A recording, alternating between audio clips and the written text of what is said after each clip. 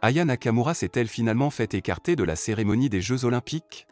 On m'a rien confirmé du tout. C'est même pas sûr que ce soit elle. Je crois que rien n'est encore vraiment résolu. Je ne la connais pas. Mais apparemment, de ce que j'ai entendu dire, c'est qu'elle était mondialement connue, qu'elle plaisait beaucoup aux jeunes. Alors si elle est d'une grande notoriété, je pense qu'elle chantera avec beaucoup de respect. Je pense que pour elle aussi, c'est un honneur de chanter une chanson d'Edith, si c'est elle qui choisit. Mais je crois que rien n'est définitif encore. Salut à vous, et bienvenue sur la chaîne du Shadow. À quelques semaines seulement du début de la compétition des JO, la confirmation de la participation ou non de Aya Nakamura à la cérémonie d'ouverture des Jeux Olympiques reste toujours floue. En effet, alors que la polémique est en train de faire rage depuis plusieurs semaines, ni les responsables chargés de l'organisation, ni la chanteuse française ne s'est toujours pas formellement exprimée sur sa participation ou non à cette cérémonie. En dehors bien entendu de ses remerciements à ses fans pour leur soutien, ou encore son recadrage adressé à ses haters. Et tout récemment encore, les héritières et détentrices des droits d'auteur des morceaux d'Edith Piaf se sont exprimées sur la question, faisant comprendre qu'elles ont été contactées pour donner leur accord afin que le morceau d'Edith Piaf soit exploité lors de la cérémonie d'ouverture des Jeux Olympiques. Dans une interview publiée par le média Le Parisien, celles-ci ont bien précisé que le nom de l'interprète de ce fameux morceau ne leur a pas été donné lors de cette demande, avant de donner leur avis sur la participation d'Aya Nakamura à cette cérémonie. Comme vous le savez certainement, depuis plusieurs semaines maintenant, la chanteuse du 93 Aya Nakamura a été la cible d'une véritable vague de racisme, après qu'il ait été révélé que la chanteuse française la plus populaire avait eu un entretien avec Emmanuel Macron, au cours duquel celui-ci lui avait suggéré d'interpréter un morceau d'Edith Piaf, lors de la cérémonie d'ouverture des Jeux Olympiques. Bref.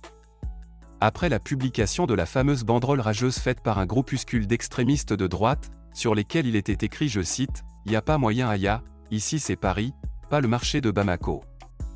La polémique a été au cœur de tous les débats et émissions de plateaux de télé, se demandant si oui ou non, la chanteuse française devait représenter la France, lors de la cérémonie d'ouverture de cette compétition. Bref. Alors que rien n'est pour l'instant confirmé à propos de la participation ou non d'Aya Nakamura, les héritières de la mythique artiste française nommée Edith Piaf, décédée en 1963, se sont exprimées à leur tour sur le sujet. En effet, interrogée par Le Parisien, Catherine Glava, l'une des héritières d'Edith Piaf a déclaré, je cite, « J'ai reçu une demande des éditions Raoul Breton, pour utiliser l'hymne à l'amour. Ils gèrent les droits de cette chanson coécrite par Edith, et m'ont demandé mon accord pour l'utiliser gratuitement, avec une nouvelle orchestration et une chanteuse. Bien entendu, les deux sœurs n'ont pas eu l'opportunité d'obtenir le nom de cette chanteuse qui interprétera la chanson d'Edith Piaf, encore moins si oui ou non ce sera Aya Nakamura qui le fera.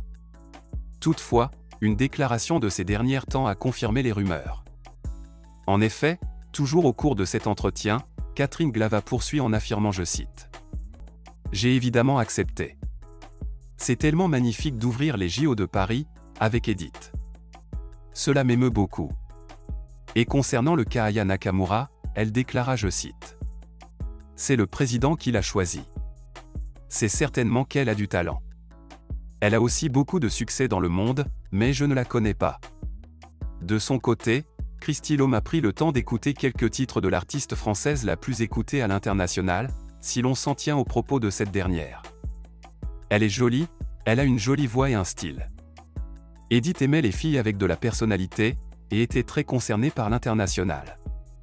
Je suis très ouverte, et je pense que c'est une idée intéressante. C'est une bonne idée du président français de vouloir montrer cela.